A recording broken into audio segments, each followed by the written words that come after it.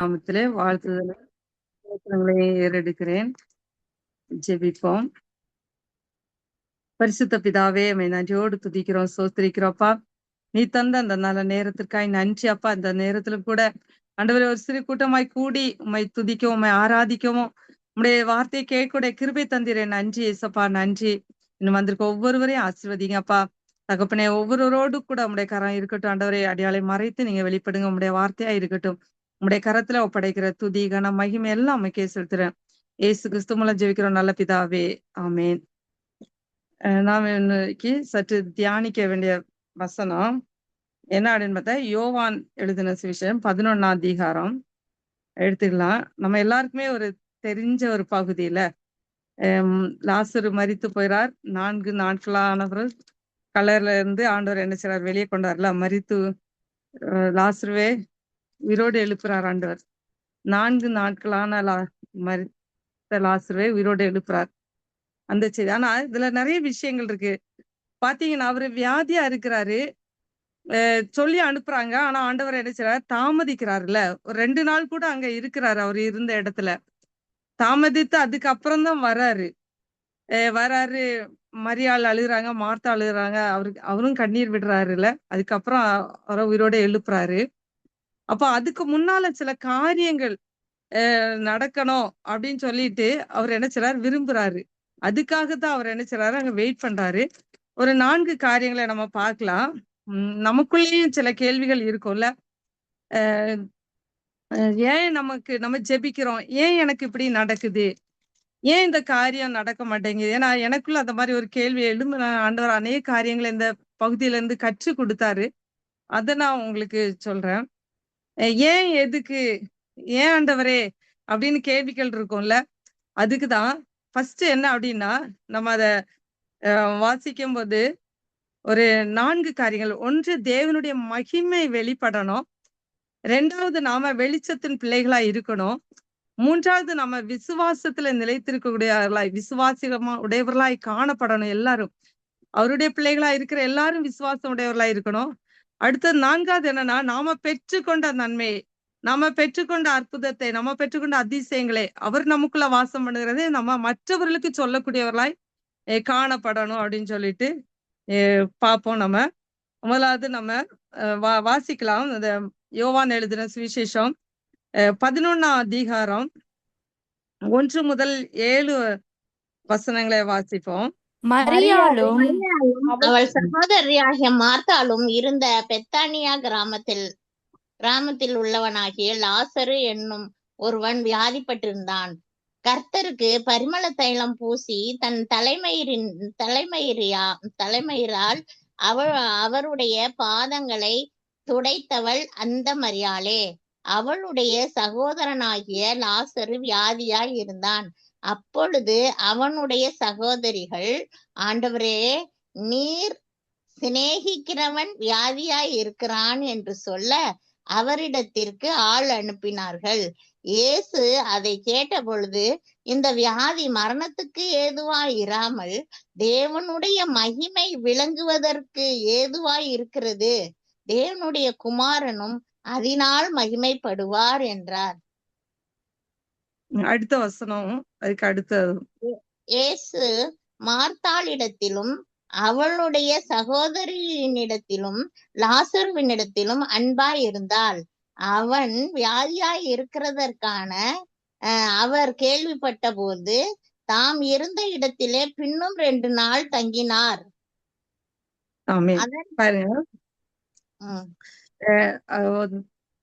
அந்த 2ஆம் வசனத்துல சொல்லப்படுது, கர்த்தருக்கு பரிமள தைலம் பூசி தன் தலை மயிராளுடைய பாதங்களை துடைத்தவள் அந்த மரியாள் தான் இல்ல, துடைத்தவள்.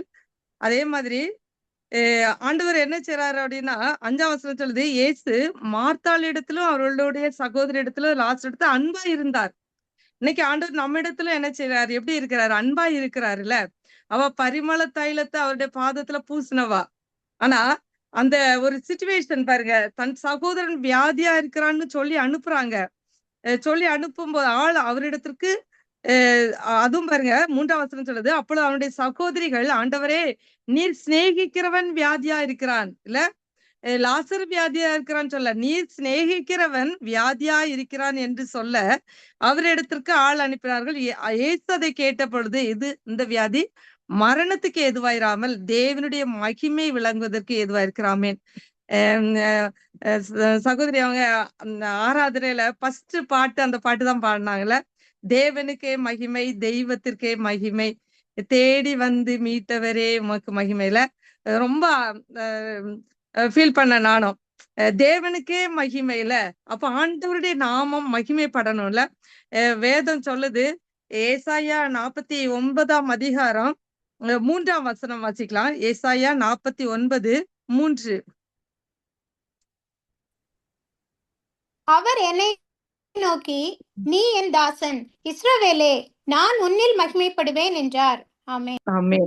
அப்போ நான் சொல்றாரு, அவர் என்னை நோக்கி, நீ என் தாசன் இஸ்ரவேலே, நான் உன்னில் மகிமைப்படுவேன். அப்போ நம்ம நிமித்தம் அவர் என்ன செய்யணும்? மகிமைப்படணும்ல. அவருடைய நாமம் என்ன செய்யணும்? மகிமைப்படுவதற்கு ஏதுவாக தான் அவர் என்ன செய்றாரு? அங்க வெயிட் பண்றாரு. தேவனுடைய குமாரனும் அதில் மகிமைப்படுவார் என்றார். அதனால அப்போ அவருடைய நாமம் என்ன செய்யணும்? மகிமைப்படணும். நான் உன்னில் மகிமைப்படுவேன் அப்படின்னு சொல்றாருல. நான் உன்னில் மகிமைப்படுவேன். அப்போ அவரு மகிமைப்படக்கூடியவராய் காணப்படணும்ல. வேதத்திலிருந்து நம்ம ஒரு செய்தி பார்க்கும்போது லூக்கா எழுதின சுவிசேஷம் 7ஆம் அதிகாரத்துல ஒரு சம்பவம் வருது. 12ஆம் வசனம் 11ஆம் வசனத்துல இருந்து நம்ம பார்க்கும்போது 11ல இருந்து 16 வரை நாயினூர் என்கிற ஊருக்கு ஆண்டவர் போறாரு. அங்க திரளான ஜனங்கள் அவருடைய கூட போறாங்க.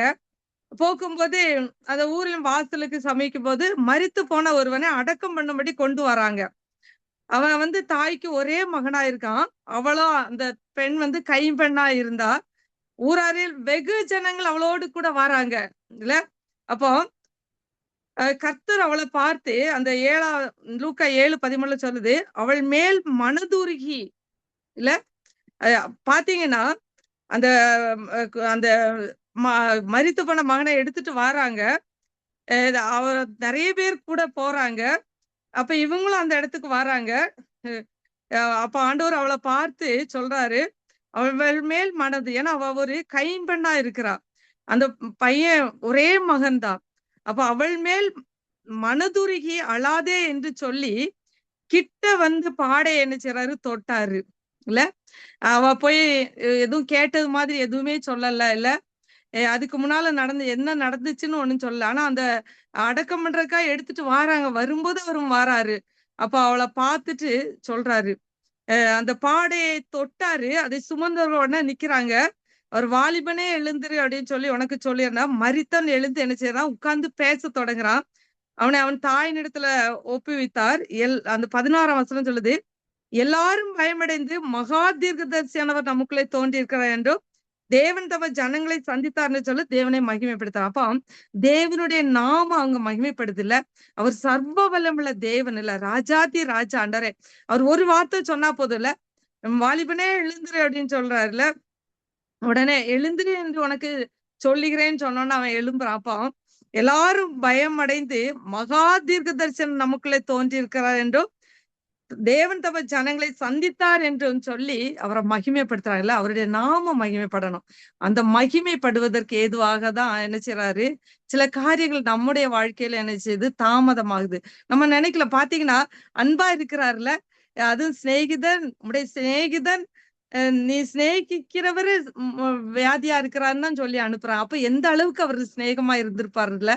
அப்போ அவர் என்ன செய்றார்? மனதுருகிற தேவன். அந்த நாயினூர் விதவை தாய்க்கு கண்டு அவர் மனதுருகி என்ன செய்றாரு? அங்க ஒரு அற்புதம் செய்றாரு. ஏன்னா சில இடத்துல தேவனுடைய மகிமை வெளிப்படுவதற்காக என்ன செய்யுது? அந்த காரியங்கள் தாமதப்படுது. அதே மாதிரி இங்கேயும் அவருடைய மகிமை அதே மாதிரி மார்த்தாள்கிட்ட கூட சொல்றாரு. யோவான் 11:40 இயேசு அவளை நோக்கி, நீ விசுவாசித்தால் தேவனுடைய மகிமையை காண்பாயில. அப்ப விசுவாசி உடையவர்களாய் காணப்படணும். அப்ப அவருடைய மகிமை விளங்க கூடியதாய் இருக்கிறதுக்காக ஆண்டவர் என்ன செய்றாரு? அங்க காலதாமதம் பண்ணுறாரு. அதுக்கப்புறம் 2வது காரியம் பாத்தீங்கன்னா 9ஆம் வசனத்துல வாசிக்கலாம். 9:10 யோவான் 11:9-10. இயேசு பிரதியுத்தரமாக, பகலுக்கு 12 மணி நேரம் இல்லையா? ஒருவன் பகலிலே நடந்தால் அவன் இந்த உலகத்தின் வெளிச்சத்தை காண்கிறபடியினால் இடரமாட்டான். ஒருவன் இரவிலே நடந்தால் தன்னிடத்தில் வெளிச்சம் இல்லாதபடியினால் இடறுவான் என்றார்.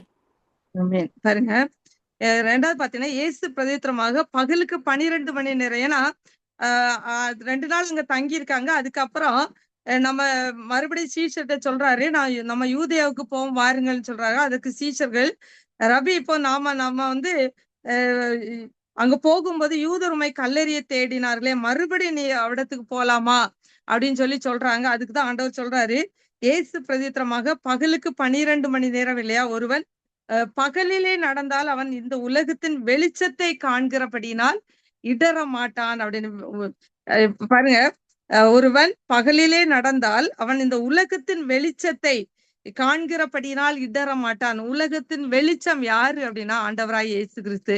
வேதம் சொல்லுகிறது, யோவான் 8ஆம் அதிகாரம் 12ஆம் வசனம் சொல்லப்படுது. யோவான் 8:12.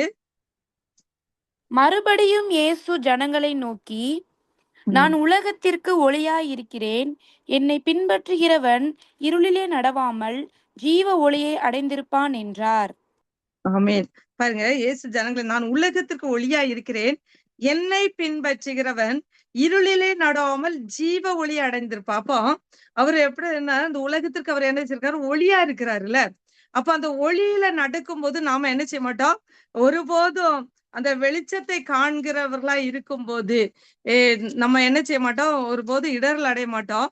அந்த ஒருவன் இரவிலே நடந்தால் தன்னிடத்தில் வெளிச்சம் இல்லாதபடினாலே இடறுவான் அப்படின்னு சொல்லுது. அப்போ அந்த ஒளியினிடத்தில் நாம பிரவேசிக்கக்கூடிய பிள்ளைகளாய் நாம என்ன செய்யணும், காணப்படணும். அவர் அந்த 8ஆம் அதிகாரத்துல சொல்லப்பட்ட போல, நான் உலகத்துக்கு ஒளியா இருக்கிறேன், என்னை பின்பற்றுகிறவன் இருளிலே நடாமல் ஜீவ ஒளி அடைந்திருப்பான் என்றார். அப்போ அந்த ஜீவ ஒளியை நாம அடையக்கூடிய பிள்ளைகளா இருக்கணும். அவர் இந்த உலகத்திற்கு ஒளியா இருக்கு, அந்த ஒளி நமக்குள்ள என்ன செய்யணும், பிரகாசிக்கணும் அப்படின்னு சொல்லிட்டு. அதே மாதிரி 1 யோவான் 1ஆம் அதிகாரம் 4ஆம் வசனம் சொல்லுது, அவருக்குள் ஜீவன் இருந்தது, அந்த ஜீவன் மனுஷருக்கு ஒளியா இருந்த, அந்த ஒளி இருளிலே பிரகாசிக்கிறது, இருளானது அதை பற்றி கொள்ளவில்லை அப்படின்னு சொல்லப்படுது. அதே மாதிரி 9ஆம் வசனம் சொல்லுது, உலகத்திலே வந்து எந்த மனுஷனை பிரகாசிப்பிக்கிற ஒளியா அந்த மெய்யான ஒளி. அப்போ நம்ம அந்த ஒளியை பெற்றுக்கொண்ட பிள்ளைகளாய் இருக்கணும். நம்ம ஒளியை பெற்றுக்கொண்டு பகலில் நடக்கக்கூடியவர்களாய் இருக்கணும். இருளில நடந்தால் தன்னிடத்தில் வெளிச்சம் இல்லாதபடியா இடர்வான். அப்போ அந்த இருள் மாற்றப்படணும்.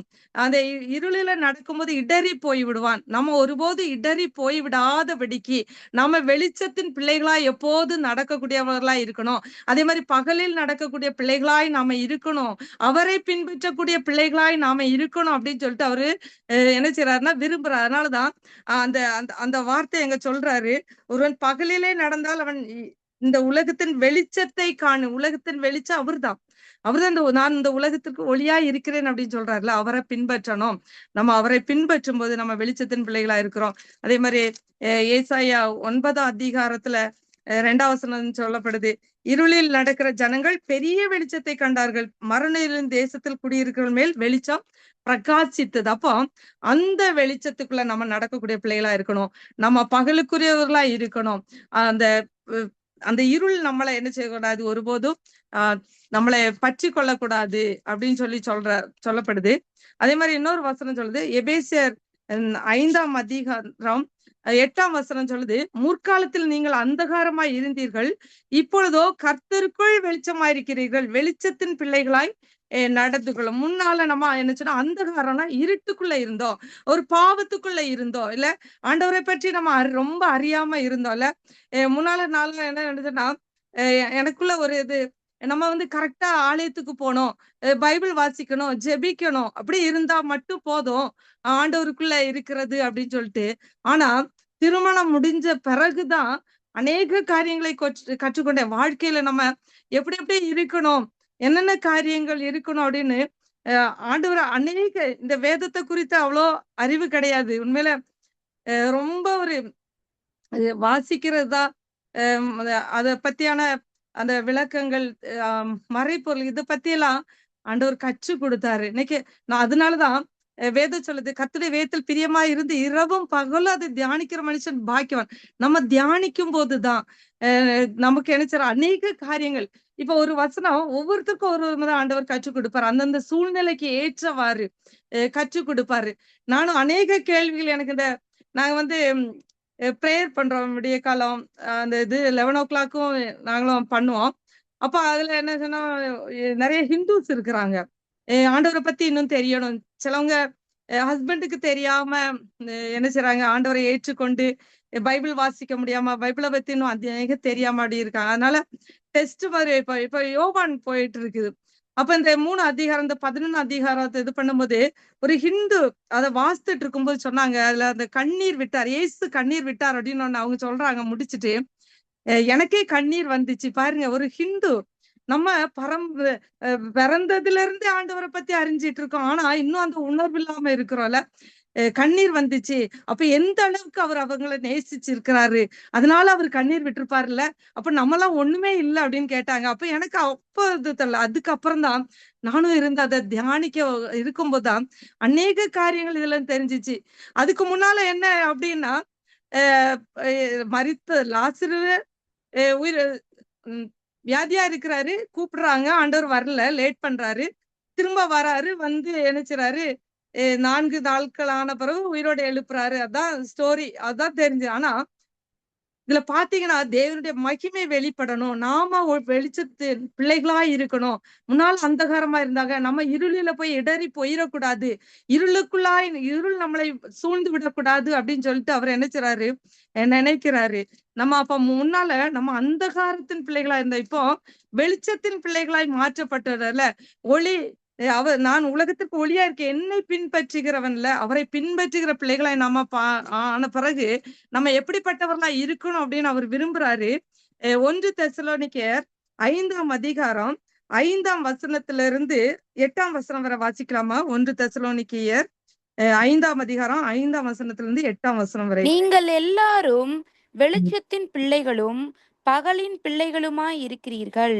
நாம் இரவுக்கும் இருளுக்கும் உள்ளானவர்கள் அல்லவே. ஆகையால் மற்றவர்கள் தூங்குகிறது போல நாம் தூங்காமல் விழித்துக்கொண்டு தெளிந்தவர்களாய் இருக்க கடவோம். தூங்குகிறவர்கள் ராத்திரியிலே தூங்குவார்கள், வெறி கொள்ளுகிறவர்கள் ராத்திரியிலே வெறி கொள்வார்கள். பகலுக்குரியவர்களாகிய நாமோ தெளிந்தவர்களாய் இருந்து அன்பு என்னும் மார்க்கவசத்தையும் ரட்சிப்பின் நம்பிக்கை என்னும் தலைச்சீராவையும் தரித்து கொண்டிருக்க கடவோம். ஆமென். ஆமென். அப்போ நம்ம எப்படிப்பட்டவர்களா இருக்கணும்? நீங்கள் எல்லாரும் வெளிச்சத்தின் பிள்ளைகளையும் பகலின் பிள்ளைகளுமாய் இருக்கிறீர்கள். நாம் இரவுக்கு இருளுக்கும் உள்ளானவர்கள் அல்லவே. ஆகையால் மற்றவர்கள் தூங்குறது போல நாம் தூங்காமல் விழித்து கொண்டு தெளிந்தவர்களாய் இருக்கணுமா? நம்ம எப்படிப்பட்டவர்களா இருக்கணும் அப்படின்னு சொல்லுது, தெளிந்தவர்களாய் இருக்கணும் அப்படின்னு சொல்லி வேதம் சொல்லுகிறது. மற்றவர்களை போல நாம என்ன செய்யக்கூடாது, தூங்குறவர்களாய் இருக்கக்கூடாது அப்படின்னு சொல்லிட்டு. ஏன்னா 1 பேதுரு 5ஆம் அதிகாரம் 8ஆம் வசனம் சொல்லுது, தெளிந்த புத்தி உள்ளவர்களாய் இருங்கள், விழித்திருங்கள். ஏன் அப்படின்னா தெளிந்த புத்தினா, ஏனெனில் உங்கள் எதிராளியாகிய பிசாசானவன் கெர்ச்சிக்கிற சிங்கம் போல் எவனை விழுங்கலாமோ என்று வகை தேடி சுற்றி திரிகிறான். அதனால விசுவாசத்தில் உறுதியாய் இருந்து அவனுக்கு எதிர்த்து நில்லுங்கள். உலகத்தில் உள்ள உங்கள் சகோதரத்துல அப்படிப்பட்ட பாடுகள் நிறைவேறி வருகிறது என்று அறிந்திருக்கிறீர்கள். அப்போ நம்ம எப்படிப்பட்டவர்களாய் இருக்கணும்? வெளிச்சத்தின் பிள்ளைகளாய், பகலுக்குரியவர்களாய், தெளிந்தவர்களாய் இருக்கணும், விழித்திருக்கக்கூடியவர்களாய் இருக்கணும். ஏன்னா பிசாசு எப்போ வருவான்னு சொல்ல முடியாது. ஏன்னா நம்ம இன்னும் ஆண்டவருக்குள்ள, நீங்க பாருங்க, இன்னும் நம்ம ஆண்டவருக்குள்ள ஒரு ஸ்டெப் எடுத்து வைக்கும் போது நம்ம பின்னால அவன் என்னன்னா, நம்ம எந்த ஒரு காரியத்தை நம்ம மேல வச்சா நம்ம தளர்ந்து போவோம், நம்ம சோர்ந்து போவோம்னு அவன் நல்லாவே தெரிஞ்சு வச்சிருக்கான்ல. அதனாலதான் ஆண்டவரு யோபு இதுல பாருங்க, ஜீவனை மட்டும் வச்சுட்டு மீது எல்லாத்தையும் நீ பண்ணிக்க அப்படின்னு இல்ல, பினான்சியல்ல கை வச்சிருவான். சிலவங்களுக்கு உடம்புல வியாதியை கொடுத்துருவான்ல, நம்ம ஜெபிக்கணும், வியாதி வந்துடும். ஒரு விஷயங்கள் வரும். அதனால நம்ம ரொம்ப ஜாக்கிரதை. அதனாலதான் அவர் அங்க சொல்றாரு, இடறக்கூடாது, இருளில் நடக்கிற மாதிரி இடறி போயிடக்கூடாது, வெளிச்சத்தின் பிள்ளைகளா இருக்கணும், பகலுக்குரியவர்களா இருக்கணும், தெளிந்தவர்களா இருக்கணும், எப்போதும் தெளிந்தவர்களா இருக்கணும்ல, சோர்ந்து போயிடக்கூடாது, விழித்திருக்கக்கூடியவர்களாய் நம்ம இருக்கணும், விசுவாசத்துல உறுதியாய் தரித்து இருக்கக்கூடியவர்களாய் நம்ம காணப்படணும். அதனால நம்ம இடத்துல என்னென்ன காரியங்கள் இருக்கணும் அப்படின்னா, தூங்குறவங்க ராத்திரியில தூங்குவாங்க, வெறிக்குள்ள ராத்திரியில அது போல நம்ம இல்லாதபடி பகலுக்குரியவர்களாகிய நாமோ தெளிந்தவர்களாய் இருந்து விசுவாசம், அன்பு என்னும் மார்க்கவசத்தையும், எதை தரித்து கொண்ட மார்க்கவசம் மார்புல முன்னால பாத்தீங்கன்னா ராஜாக்கமார் காலத்துல யுத்தத்துக்கு போகும்போது வச்சிருப்பாங்கல்ல, கையில ஒரு வாளும் ஒரு கவசம் வச்சிருப்பாங்க. ஈட்டியை எரியும் போது அந்த என்ன செய்வாங்க, நெஞ்சுக்கு நேர அதை வச்சு மறைப்பாங்க, அது படாம இருக்கிறதுக்கு. அதே மாதிரி நம்மள என்ன செய்யறான்னா, நம்ம அதான் இப்ப நம்ம 1 பேதுரு 5 வாசித்த மாதிரி நம்ம கொஞ்சம் சோர்ந்து போயிட்டோம் அப்படின்னா, கெச்சிக்கிற சிங்கம் போல அவன் யார் விழுங்கலான்னு வகை தேடி வருவான். ஏதாவது ஒரு வார்த்தை, இல்ல நமக்கு தெரிஞ்சவங்க, நம்ம உறவினர்கள், நம்ம கூட இருக்கிறவங்க, யாராவது ஒருத்தர் ஒண்ணு சொல்லிருவாங்க, அத நம்ம இருதயத்துக்குள்ள வச்சுட்டு, ஆனா வெளியே யாருக்குமே தெரியாது. ஆனா நம்ம பாருங்க, இருதயத்துக்குள்ள போட்டு அதை போட்டு என்ன செய்வோம், இந்த மாடு அசை போட்டுட்டு இருக்குல்ல, நம்ம என் பொண்ணு தான் இந்த ஒரு எக்ஸாம்பிள் சொன்னா, ஏதோ ஒரு விஷயம் சொல்லும் போது, நம்ம தான் மம்மி அந்த மாடு சாப்பிட்டுட்டு என்ன பண்ணுவோம், உட்கார்ந்து இருந்து அசை போடுவோம்ல, அதை மெஞ்சுக்கிட்டே இருக்கும். பாத்திருக்கீங்களா, அதை வாயை போட்டு. அதே மாதிரி நம்ம யாராவது ஏதாவது சொல்லிட்டாங்க அப்படின்னா, அதை மனசுக்குள்ள போட்டு, அந்த இருதயத்துக்குள்ள போட்டு, அது ஐயோ இப்படி சொல்லிட்டாங்களே, ஏன் இப்படி சொன்னாங்க, எதுக்கு இப்படி சொன்னாங்க அப்படின்னு குழப்பத்துக்கு மேல குழப்பம் வரும், கேள்விக்கு மேல கேள்வி. நமக்கு அப்புறம் ஜெபிக்க நேரம் இருக்காது, ஜெபிக்கிற மறந்துரும், வேதம் வாசிக்கிற மறந்து போயிரும். ஆனா அந்த காரியம் தான் நமக்கு முதல்ல நிக்கும். நமக்கு கோபம் வரும், யாராவது ஏதாவது சொல்லிட்டாங்கன்னா கோபம் வரும், ஐயோ இப்படி சொல்லிட்டாங்களே, என்ன இப்படி பேசிட்டாங்களே அப்படின்னு தான் நம்ம நினைக்கிறோம். அதனாலதான் நமக்குள்ள அன்பு இருக்கணும் அப்படின்னு சொல்றாரு. தேவன் அன்பாக, அன்பில்லாதவன் தேவனை அறிய, அன்பு வேணும் அப்படின்னு சொல்றதுல அன்பு இருக்கணும். அப்புறம் விசுவாசம், அன்பு எனும் மார்க்கவசம். அப்ப அந்த விசுவாசம் நமக்குள்ள இருக்கணும். யார் என்ன சொன்னாலும் பரவாயில்ல, கர்த்தர் பாருங்க, அவரு நன்மை செய்கிறவராக இந்த உலகத்துல சுற்றி திரிந்தார்ல, அவர் எவ்வளவு அற்புதங்கள் செய்தார், அதிசயங்களை செய்தார், நன்மைதான் செய்தாரு. ஆனா அவரை சிலுவையில அடிச்சாங்க. ஆனா அவரு சிலுவையில இருந்து முதலாவது சொன்னது, பிதாவே இவர்களுக்கு மண்ணின் தாங்கள் செய்கிறது இன்னதென்று அறியாது இருக்கிறார்கள் அப்படின்னு சொன்னார்ல, இன்னதென்று அறியாது இருக்காங்க, அதுல மன்னியும் அப்படின்னார்ல. அதே மாதிரி நாமளும் மன்னிக்கிற கூடியவர்களாய், மற்றவர்களை மன்னிக்க கூடிய தன்மை உடையவர்களாய் நம்ம காணப்படணும். நமக்குள்ள அன்பு காணப்படணும்ல, அன்புடையவர்களாய் இருக்கணும். ஏன்னா தேவன் அன்பாகவே இருந்தார், அவங்ககிட்டயே அன்பாதான் இருந்தார். நம்ம நினைக்கிறோம் அவர் அன்பு இல்லை என்கிட்ட, ஏன்னா நேசிக்க ஒருவரும் இல்ல. ஆண்டவர் இன்னைக்கு நம்மகிட்ட அன்பாக இருக்கிறார். வேதம் சொல்லுது, 1 யோவான் 4 அதிகாரம் 8 சொல்லுது, அன்பில்லாதவன் தேவனை அறியான், தேவன் அன்பாகவே இருக்கிறார். 9, 10 வாசிக்கும் போது, தம்முடைய ஒரே பேரான குமாரனாலே நாம் பிழைக்கும்படிக்கு தேவன் அவரை உலகத்தில் அனுப்பினதினால் தேவன் நம்மேல் வைத்த அன்பு வெளிப்பட்டதா. பாருங்க, தன்னுடைய ஒரே குமாரனை நாம் பிழைக்கும்படிக்கு தேவன் அவரை உலகத்துல என்ன செய்யறாரு, அனுப்பினால் தேவன் நம்மேல் வைத்த அன்பு அதனாலதான் அவர் நம்மேல வைத்த அன்பு வெளிப்பட்டது. நாம் தேவனிடத்தில் அன்பு கூர்ந்ததுனால அல்லையா, நம்ம அவரிடத்துல அன்பு கூர்ந்ததுனால கிடையாது. நம்ம நினைக்கிறோம் நான் அவர்கிட்ட அன்பா இருக்கிறேன், அப்படி இல்லை. அவர் நம்ம இடத்துல அன்பு செலுத்துறதுனால. எப்படி அன்பு செலுத்துறாருன்னா, தன்னை பலியாக கொடுத்துல, நம்முடைய பாவங்களுக்காய், நம்முடைய அக்கிரமங்களுக்காய், நம்முடைய எல்லாவற்றிற்காய், சாபங்களுக்காய், எல்லா காரியங்களுக்காய் சிலுவை சுமந்து நம்மளை மீட்டு, நம்மளை ஒவ்வொருவரையும் தன்னுடைய இரத்தத்தினால கழுவி சுத்திகரித்து மீட்டு எடுத்ததுனால அந்த அன்பு என்ன செய்யுது, நமக்குள்ள வெளிப்படுது. அந்த அன்பை பெற்றுக்கொண்ட பிள்ளைகள் நாமளும் அந்த அன்பை உடையவர்களாய் நம்ம என்ன செய்யணும், காணப்படணும் அப்படின்னு சொல்லப்படும். அதனாலதான் அதே மாதிரி அந்த 4 அதிகாரம் 12 தேவனை ஒருவனும் ஒருபோது கண்டதில்லை, நாம் ஒருவரிடத்தில் ஒரு அன்பு கூர்ந்தால் தேவன் நமக்குள் நிலைத்திருக்கிறார், அவருடைய அன்பும் நமக்குள்ள என்ன செய்யுமா, பூரணப்படும். அதனால அன்பும் நமக்குள்ள என்ன செய்யணும், காணப்படணும். அந்த அன்பு, தேவ அன்பு, என்னை மீட்டு எடுத்தாரு எனக்காக. அவர் நம்ம சிலுவை சுமந்து என்னை மீட்டு எடுக்கலாம், நம்ம இன்னும் அந்த பாவத்துக்குள்ள இருப்போம், நமக்குள்ள அந்த அன்பு இருக்காது இல்ல. அதனாலதான் புதிய கட்டளையா கொடுக்கிறாரு, நீங்கள் ஒரு இடத்துல அன்புடையவர்களா இருங்க. நம்ம அன்புடையவர்களா இருக்கும்போது அனைவரும் நம்மளை சீஷர்கள். அந்த வசனத்தை வாசிக்கலாம், யோவான் எழுதின சுவிசேஷம் 13ஆம் அதிகாரம் 12ஆம் அதிகாரம் 13 அதிகாரம் 34 35ஆம் வசனம். யோவான் 13 34 35. நீங்கள் ஒருவரில் ஒருவர் அன்பாயிருங்கள். நான் உங்களில் அன்பாய் இருந்தது போல நீங்களும் ஒருவர் அன்பாயிருங்கள் என்கிற புதிதான கட்டளையை உங்களுக்கு கொடுக்கிறேன். நீங்கள் ஒருவரில் ஒருவர் அன்புள்ளவர்களாய் இருந்தால் அதனால் நீங்கள் என்னுடைய சீஷர்கள் என்று எல்லாரும் அறிந்து கொள்வார்கள் என்றார். ஆமென். அப்போ நீங்கள் ஒருவரில் ஒருவர் அன்பாயிருங்கள், நான் உங்களில் அன்பாயிருந்தது போல நீங்களும் ஒருவரில் ஒரு அன்பாயிருங்கள் புதிதான கட்டளை நமக்கு கொடுத்திருக்கிறாரு. அதனால நம்ம அன்புள்ளவர்களா இருந்தால் அதனால் நீங்கள் என்னுடைய சீஷன் என்று எல்லாரும் என்ன செய்வாங்களாம், அறிந்து கொள்வார்கள் அப்படின்னு சொல்லப்படுது. அதே மாதிரி 1 கொரிந்தியர் 13ஆம் அதிகாரத்துல அன்பை பத்தி கொடுக்கப்பட்டிருக்குல்ல. அன்பு தன்னை புகழாது, இல்ல அநியாயத்தில் சந்தோஷப்படாது, சகலத்தையும் தாங்குமா. 1 கொரிந்தியர் 13:7 சொல்லுது, சகலத்தையும் தாங்கும், சகலத்தையும் விசுவாசிக்கும், சகலத்தையும் நம்பும், சகலத்தையும் சகிக்குமா.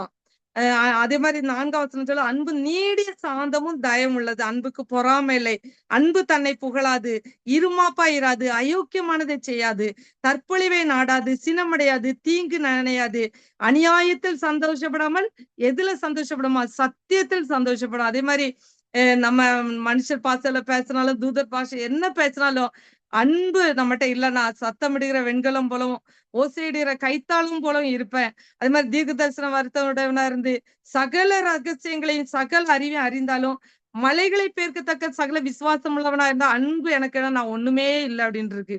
அதே மாதிரி எனக்கு உண்டான எல்லாவற்றையும் நான் அன்னதானம் பண்ணினாலும் என் சரீரத்தை சுட்டெரிக்கப்படுவதற்கு கொடுத்தாலும் அன்பு எனக்கு விட்டால் எனக்கு பிரயோஜனம் ஒன்றுமே இல்ல, அன்பு எனக்கு ஒண்ணுமே இல்ல.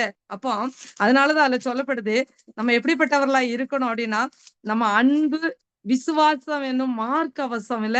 அப்ப அன்பு இருந்துச்சுன்னா அங்க ஒரு ஒரு சமாதானம் இருக்கும், ஒரு சந்தோஷம் கண்டிப்பா என்ன செய்யும் இருக்கும்ல. நம்ம இப்ப 1 கொரிந்தியர்ல பார்க்கும்போது சகலத்தையும் சகிக்கும், சகலத்தையும் தாங்கும்ல, சினமடையாது, பொறாமை இருக்காது, கோபம் வராது.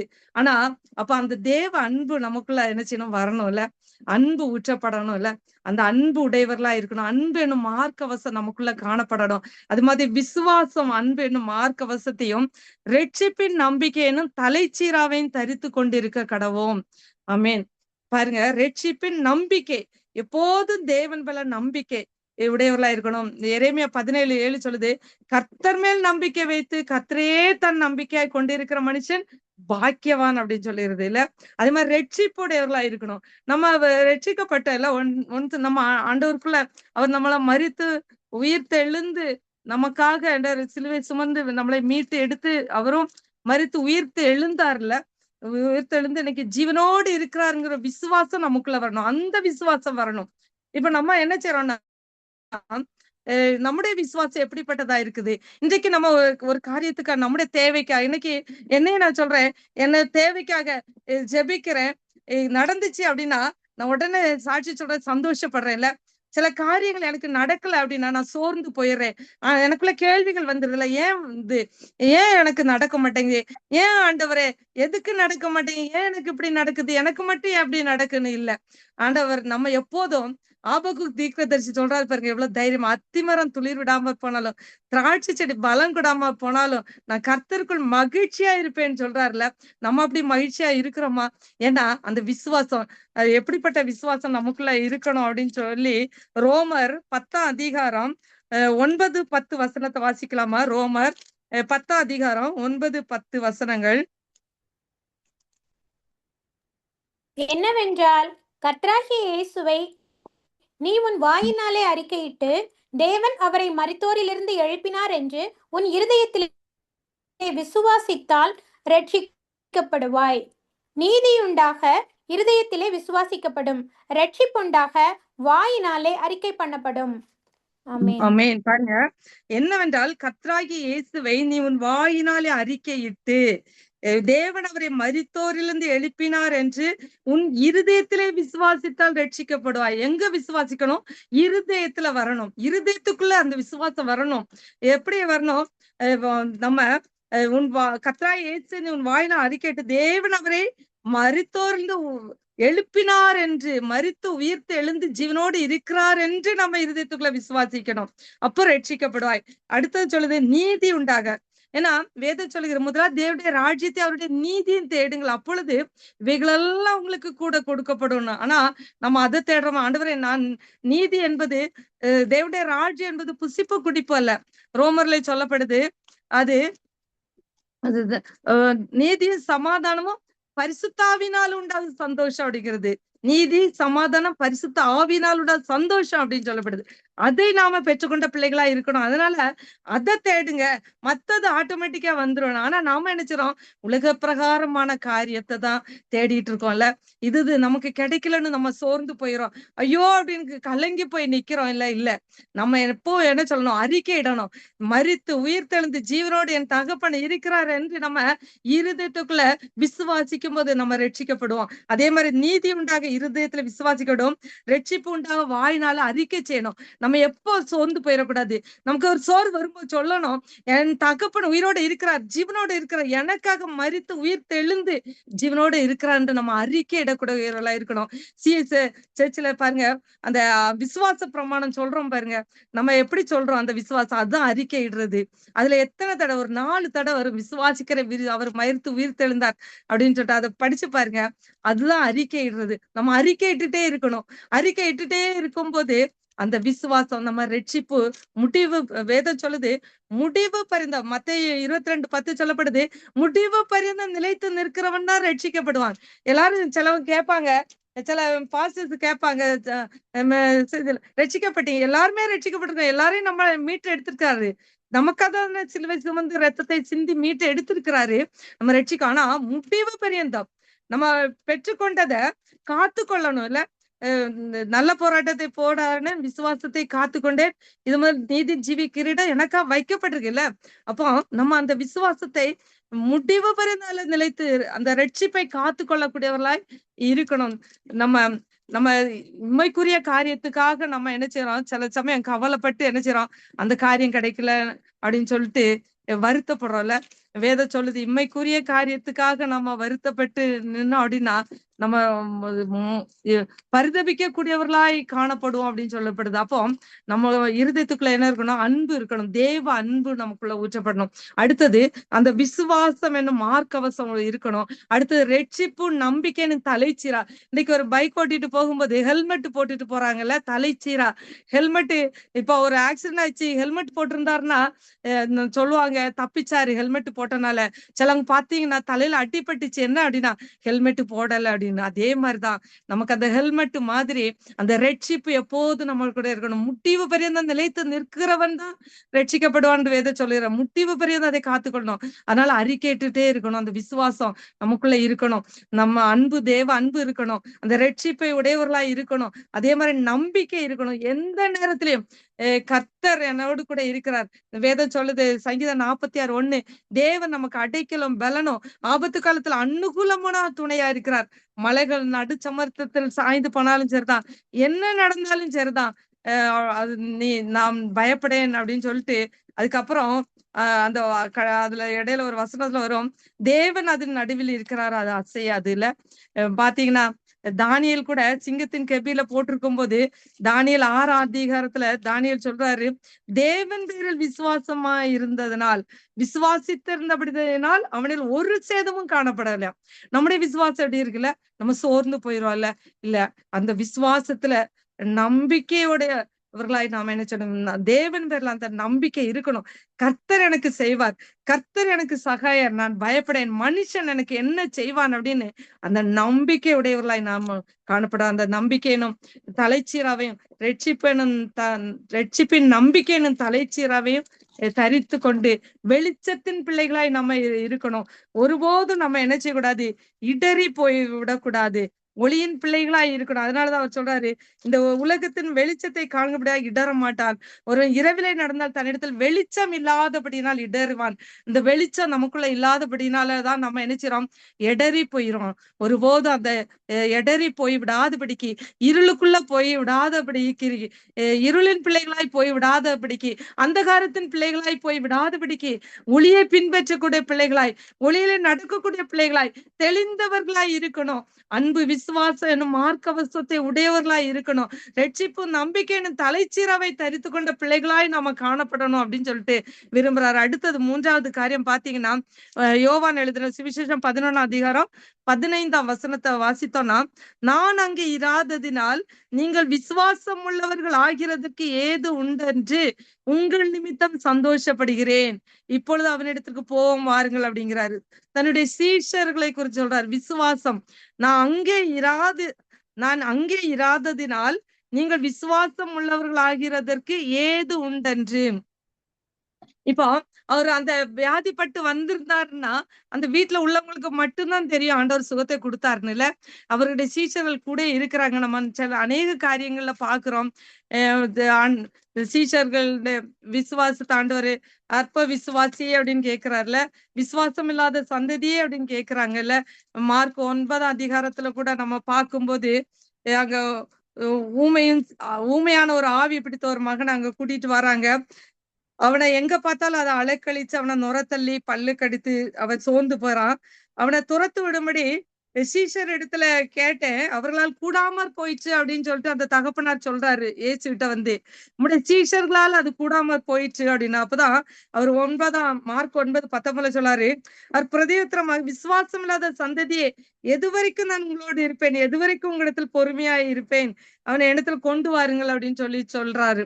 அப்போ இன்னைக்கு நம்மளும் எவ்வளவு சத்தியத்தை கேட்கிறோம், எவ்வளவு காரியங்கள் நமக்கு ஆண்டவர் இன்னைக்கு ஜீவனோட வச்சிருக்கிறதே பெரிய காரியம் இல்ல. ஆனா நம்முடைய விசுவாசம் எப்படிப்பட்டதா இருக்குது இல்ல. நமக்கு ஏதாவது அற்புதம் நடந்தா வர விசுவாசிக்கிறோம், அற்புதம் நடக்கலன்னு நம்ம சோர்ந்து போறோம். நடந்தாலும் நடக்காட்டாலும் இல்ல. தானியேல் என்ன செய்யறாரு பாருங்க, தான் செய்து வந்தபடியே அவர் அந்த அரண்மனையில தான் இருக்கிறாரு, ஒரு அதிகாரியா தான் இருக்கிறாரு இல்ல. முத்திரை வைக்கப்பட்டது இல்ல, சிங்கத்தின் கெபில போடணும், யாரையும் போய் பார்க்கல. தான் செய்து வந்தபடியே 3 வேளையும் முழங்காற்படியிட்டு சோஸ்திரம் செலுத்தி ஜெபிக்கிறாருல்ல. அதே மாதிரி எந்த சூழ்நிலை வந்தாலும், எப்பேற்பட்ட காரியங்கள் வந்தாலும் நம்ம முழங்கார் படியிட்டு தேவனை நோக்கி சோஸ்திரம் செலுத்தி ஜெபிக்கக்கூடிய பிள்ளைகளாய் நம்ம காணணும். அதான் அவர் சொல்றாரு, நான் தேவன் பேரில் விசுவாசம் உள்ளவனா இருந்தேன் அப்படின்னு சொல்றாருல்ல. அப்ப தேவன் பேர்ல நம்ம விசுவாசம் உடையவர்களா இருக்கணும். அப்படியே சீஷர்களுக்கு அந்த தகப்பன் கேட்கிறாரு இல்ல, இவ்வளவு இதா கேட்கிறாரு பாருங்க. அதை துரத்தி விடும்படி அந்த 9ஆவது அதிகாரம் 18ஆவதுல, உம்முடைய சீஷரிடத்தில் கேட்டேன்னு அவர்களால் கூடாமற் போயிடுச்சு. எவ்வளவு இது, அவர் கூட இருக்கிறாங்க, அவர் செய்யற அற்புதத்தை அதிசயங்களை பாக்குறாங்கல்ல. இன்னைக்கு நம்மளும் அவர் நம்ம கூட இருக்கிறாரு, நமக்கு எவ்வளவு காரியங்கள் செய்யறாருல. இன்னைக்கு நம்மளால முடியுதா இல்ல? இல்ல. நம்ம எப்படிப்பட்டவர்களா இருக்கிறோம்ல. அப்போ அந்த விசுவாசம் உடையவர்களாய் மாற்றப்படணும் இல்ல. அந்த அநேகர் அவங்க மட்டும் இல்ல, எல்லாரும் அதை கண்டு விசுவாசிக்கணும் அப்படிங்கிறதுக்குதான் அவர் அந்த காரியத்தை நினைச்சாரு. விசுவாசம் அனைவரும் அதை காணணும் அப்படின்னு சொல்லிட்டு அத மரியாள்கிட்ட சொல்றாரு, நீ விசுவாசால் தேவனுடைய மகிமை காண்பாய். அவர் வராரு, சொல்றாங்க, நீர் இங்க இருந்திருந்தா என் சகோதரன் மரித்திருக்க மாட்டான்னு சொல்றாங்க. அப்புறம் மார்த்தாள் சொல்றாங்க, நீ தேவனிடத்தில் கேட்டுக்கொள்வது ஏதோ அதை தேவன் நமக்கு தந்தருவார் என்று அறிந்திருக்கிறேன் அப்படின்லாம் சொல்றா. அப்புறம் ஆண்டவர் சொல்றாரு, இயேசு அவளை நோக்கி, உன் சகோதரன் உயிர் தெழுந்திருப்பான் என்று அப்படி சொல்றாரு. அதுக்கு அந்த 23, 24ஆம் வசனத்துல, மார்த்தாள், உயிர்த்தெழுதல் நடக்கும் கடைசி நாளிலே அவன் உயிர் தெழுந்திருப்பான் என்று அறிந்திருக்கிறேன். எப்படியும் கடைசி நாள்ல அவன் உயிர் தெழுவான் அப்படின்னு சொல்லி அறிந்திருக்கிறேன் அப்படின்னு சொல்றாரு. அப்ப இயேசு அவளை நோக்கி, நானே உயிர்த்தெழுதலும் ஜீவனுமாயிருக்க, என்னை விசுவாசிக்கிறவன் மரித்தாலும் பிழைப்பான் அப்படின்னு சொல்றாருல்ல. நானே உயிர்த்தெழுதலும் ஜீவனுமாய் இருக்க, என்னை விசுவாசிக்கிறவன் மரித்தாலும் பிழைப்பான், உயிரோடு இருந்து என்னை விசுவாசிக்கிறவனவனும் என்றென்றைக்கும் மறியாமலும் இருப்பான். இதை விசுவாசிக்கிறாயா அப்படின்னு கேட்கிறார். அதற்கு அவள், ஆமாண்டவரே, நீ உலகத்தில் வருகிறவனா தேவகுமாரனை கிறிஸ்து என்று விசுவாசிக்கிறேன் அப்படின்னு சொல்றாள். அப்போ இன்னொரு நம்ம சம்பவத்தை வேதத்துல வாசிக்கும் பொழுது, ஆண்டவர் உயிர் தெழுந்த பிறகு சீஷர்கள் பயந்து, யூதருக்கு பயந்து பூட்டி உட்கார்ந்துட்டு இருக்காங்க. அவர்கள் கதவு பூட்டி இருக்கையில் இயேசு வந்து நடுவே நின்று உங்களுக்கு சமாதானம் அப்படிங்கிறாரு. யோவான் 20:19. அப்போ அவர் இப்படி சொல்லி தம்முடைய கைகளையும் விழாவையும் அவர்களுக்கு காண்பிக்கிறாரு. சீஷர்கள் கர்த்தரை கண்டு சந்தோஷப்படுறாங்க. அப்புறம் அவர் மறுபடியும் வந்து உங்களுக்கு சமாதானம் உண்டாவதாக, பிதா என்னை அனுப்புறது போல உங்களை அனுப்புறேன்னு சொல்றாரு. அப்ப இந்த சமயத்துல பாத்தீங்கன்னா அங்க தோமா அங்க இல்லாம இருக்கிறாரு. அப்போ யோவான் 20:25 சொல்றாங்க, மற்ற சீஷர்கள் கர்த்தரை கண்டோம் என்று அவரை அவர்கிட்ட சொல்றாங்க. அதுக்கு அவர் அவருடைய கைகளில் ஆணிகளில் உண்டான காயத்தை நான் கண்டு அந்த காயத்துல என் விரலை விட்டு என் கையை அவருடைய விழாவிலே போட்டாலொழிய விசுவாசிக்க மாட்டேன் அப்படின்னு சொல்றாரு பாருங்க. அவருடைய தழும்புள்ள காயத்துல, ஆணிப்பட்ட காயத்துக்குள்ள என் விரலை விட்டு என் கையை அவருடைய விழாவில போட்டாலொழிய விசுவாசிக்க மாட்டேன்னு. அப்புறம் பாத்தீங்கன்னா மறுபடியும் 8 நாளைக்கு பிறகு அவருடைய சீஷர்கள் வீட்டுக்குள்ள இருக்காங்க. அப்ப தோமா அங்க இருக்கிறாரு. கதவு பூட்டப்பட்டிருக்கிறது. இயேசு வந்து நின்று சமாதானம் அப்படிங்கிறாரு. அப்ப 27ஆம் வசனத்துல தோமாவை நோக்கி சொல்றாரு, நீ உன் விரலை இங்க நீட்டி என் கைகளை பாரு, உன் கையை நீட்டி என் விழாவிலே போடு, அவிசுவாசியாயிராமல் விசுவாசியாயிரு அப்படிங்கிறாருல. அப்போ அங்க ஒரு அற்புதம் காண்டாதான் நம்ம இன்னைக்கு விசுவாசிக்கிறோம்ல. தோமா மாதிரி அந்த விரலை போட்டு பார்த்தாதான் நான் விசுவாசிப்பேன், இன்னைக்கு எனக்கு அற்புதம் நடந்தாதான் ஆண்டவரை விசுவாசிப்பேன் நம்ம இருக்கிறோம்ல. அப்ப அதனால ஆண்டவரு அந்த விசுவாசத்துல நிலைத்து இருக்கணும், நம்ம விசுவாசம் உடைய பிள்ளைகளா இருக்கணும் அப்படின்னு சொல்லிட்டு அவர் இன்னைக்கு விரும்புறாரு இல்ல. விசுவாசம் இல்லாமல் வேதம் சொல்லுது தேவனுக்கு பிரியமா இருப்பது கூடாத காரியம் அப்படின்னு சொல்லிட்டு எபிரேயர் 12:6 சொல்லுது, விசுவாசம் இல்லாமல் தேவனுக்கு பிரியமா இருப்பது கூடாத காரியம். 11 எபிரேயர் 11:6 விசுவாசம் இல்லாமல் தேவனுக்கு பிரியமாயிருப்பது கூடாத காரியம். ஏனென்றால் தேவனிடத்தில் சேருகிறவன் அவர் உண்டென்று அவர் தம்மை தேடுகிறவர்களுக்கு பலன் அளிக்கிறவர் என்றும் விசுவாசிக்கணுமா. அப்ப அப்பேற்பட்ட விசுவாசம் உடையவர்களாய் நாம ஒவ்வொருவரும் நினைச்சனும் காணப்படும். அவரிடத்துல சேருகிற நாம் அவர் உண்டென்றும் அவர் தம்மை தேடுகளுக்கு பலன் அளிக்கிறவர் என்றும் கண்டிப்பா நினைச்சனும் விசுவாசிக்கணும். அப்பேற்பட்ட விசுவாசம் உடையவர்களா இருக்கணும். நம்ம தோமாவா மாதிரி விரல போட்டு பார்த்தாதான் நான் விசுவாசிப்பேன், எனக்கு அற்புதம் நடந்தாதான் நம்ம விசுவாசிப்பேன் அப்படி இல்லை.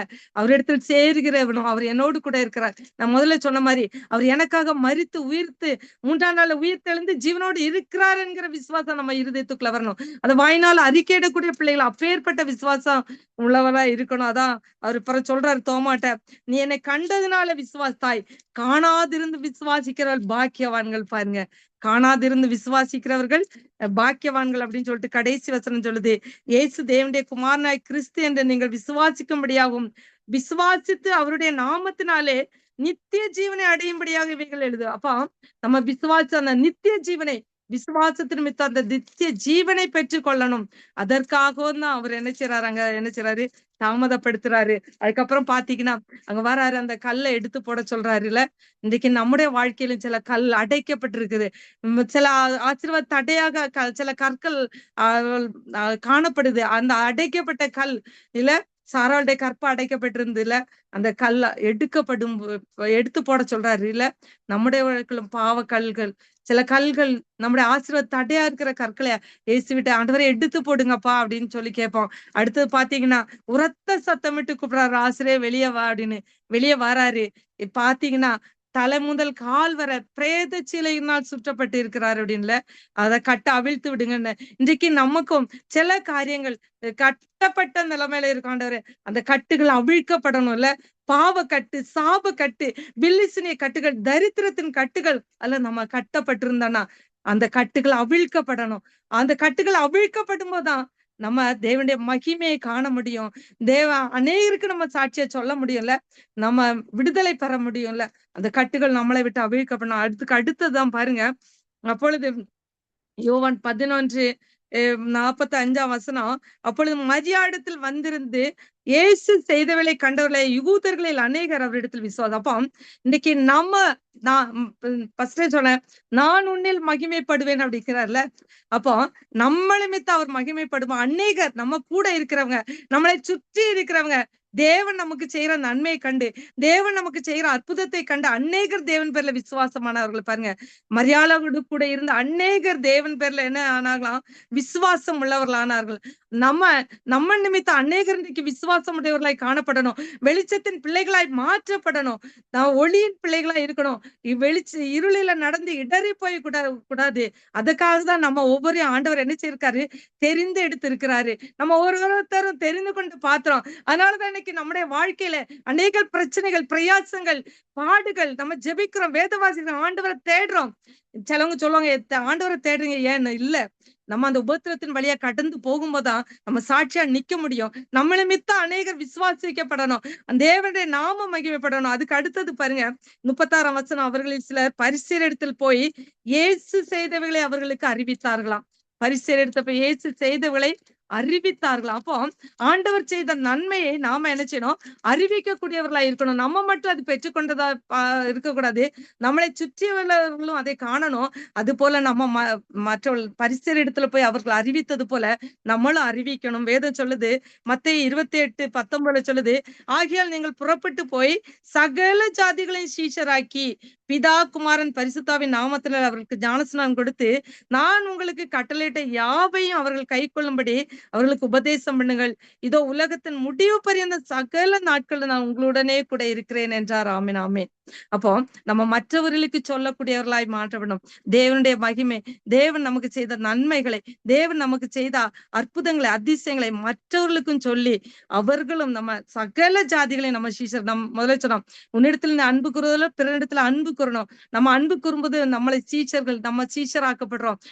நம்ம சீஷர் ஆனாதான் மற்றவர்களையும் சீஷராக்கணும். அதற்கு நம்மளை ஆயத்தப்படுத்துவதற்கு தான் ஆண்டவர் சில காரியங்களை தாமதப்படுத்துறார். அதனால நம்ம மற்றவர்களுக்கு அறிவிக்கக்கூடியவர்களா இருக்கணும். நான் உங்களுக்கு கட்டளையிட்ட யாவையும் அவர்கள் கை கொள்ளும்படி நம்ம என்னெல்லாம் பெற்றுக்கொண்டோமோ, நம்ம எந்த தேவனுடைய அன்பு, விசுவாசம், நம்பிக்கை, எல்லாவற்றையும் மற்றவர்களுக்கு அறிவிக்கக்கூடியவர்களாய் நம்ம தகுதியுடையவர்களாய் நம்மளை மாற்றுறதுக்கு அங்க என்ன தாமதப்படுது. அதனால யாரும் என்ன சோர்ந்து போயிடாதீங்க. நம்ம தேவனுடைய நாமம் மகிமைப்படணும். நம்ம வெளிச்சத்தின் பிள்ளைகளாய், ஒளியை பின்பற்றக்கூடியவர்களாய், நம்ம விசுவாசத்துல நிலைத்திருக்கக்கூடிய பிள்ளைகளாய், நம்மளை கண்டு அநேகர் விசுவாசத்துக்குள்ள வரக்கூடியவர்களாய், நாமளும் மற்றவர்களுக்கு அறிவிக்கக்கூடியவர்களாய் இருப்போம். கர்த்தர் நம்ம ஒவ்வொருவரையும் ஆசீர்வதிப்பாராக. ஜெபிப்போம். பரிசுத்த பிதாவே, நன்றியோடு உம்மை துதிக்கிறோம்ப்பா. ஆவியானவரே, நன்றி அப்பா. நீ தந்த வார்த்தைக்காய் நன்றி அப்பா. அநேக நாட்கள் நாங்களும் கேள்வி எழுப்போம் ஆண்டவரே. உம்மை நோக்கித்தானே பாக்குறோம், ஏன் இது தாமதப்படுது, ஏன் இந்த காரியங்கள் தாமதப்படுது ஆண்டவரே என்று. ஆண்டவரே இல்லப்பா, உடைய நாம மகிமைப்படணும். நீ சர்வ வல்லமையுள்ள ஆண்டவரே. விசுவாசத்துல நாங்க இன்னும் நிலைத்திருக்கணும் ஆண்டவரே. இசப்பா தெளிந்தவர்களா இருக்கணும். அன்பு, விசுவாசம், மார்க்க வசத்தை தரித்து கொண்ட பிள்ளைகளாய், ரட்சிப்பு, நம்பிக்கை என்னும் தலைச்சீராவை தரித்து கொண்டவர்களாய் இருக்கணும் ஆண்டவரே. இன்னும் விசுவாசம் உடையவர்களாய், அநேகரை விசுவாசத்துக்குள்ள நடத்தக்கூடிய பிள்ளைகளாய் ஆண்டவரே, முடிவு பரிந்த ரட்சிப்புல நிலைத்திருக்கூடிய பிள்ளைகளாய் இருக்கணும். அப்பேற்பட்ட பாக்கியத்தை எங்கள் ஒவ்வொருவருக்கும் தந்த ஆசீர்வதியும் உங்களுடைய பிரசன்னம் கூட இருக்கட்டும். துதிகான மகிமை எல்லாம் அமைக்க செலுத்துறோம். ஏசு கிறிஸ்து மூலம் ஜெபிக்கிறோம் நல்ல பிதாவே, ஆமேன்.